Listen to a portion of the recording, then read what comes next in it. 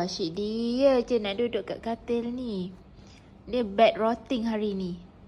Dia lepak kat atas katil dia je. Tengok sian Cici. Cici duduk tepi je. Dia saja duduk kat katil ni. Allah. Nak nyelip mana tu? Allah, dia jilat ke? Terjelir dah lidah dia. Putih. Come.